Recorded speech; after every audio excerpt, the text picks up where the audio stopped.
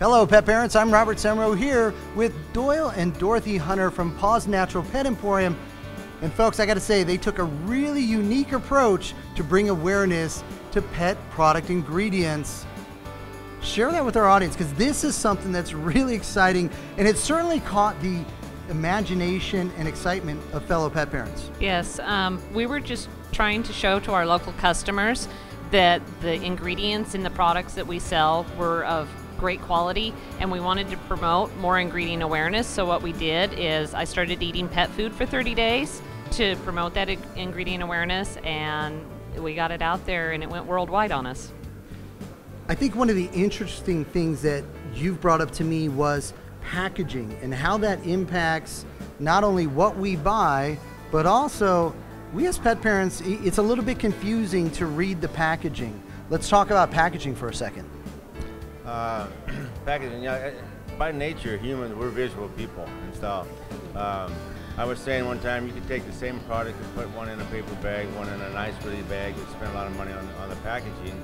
And say it's the same product and the stuff that's in the brown bag is cheaper than the other product, but they're going to buy the other product because of what the visual looks like, you know. So what we're wanting to do, if people do look at the front of the bag, we want them to turn it over and look at that ingredients and know what's in there. Now, what was the biggest challenge that you had? Because you did eat these products, and that was it, right? Yeah, for 30 days of eating pet food. Breakfast and lunch and dinner. Breakfast, lunch, and dinner. What was the biggest challenge? I think the biggest challenge was on 4th of July. Everybody else was cooking and barbecuing and smelling all of the barbecue throughout the neighborhood of the neighbors. That was probably the hardest day, because I socially felt very segregated from the world because I couldn't have human food. Now, what did your friends and family say? Because when I get it, because I'm one of those folks that would probably do that, but did everybody else look at you and just say, why?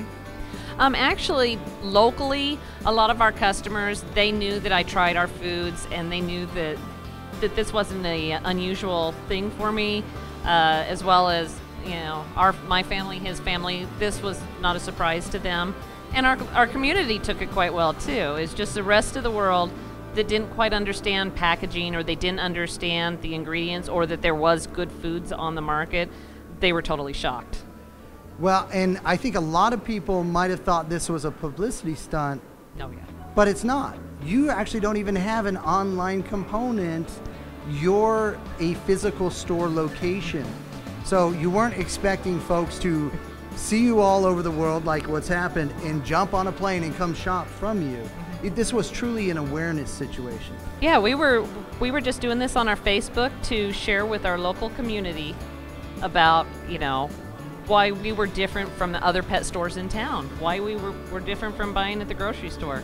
And the news got a hold of it, and they thought, oh, you know, this is really neat. And so they shared it with the media, and then the media went to the AP, and then, so yeah, a lot of people thought that we had online, or that we were a chain of stores, and we're just two little brick and mortar stores, no online or nothing.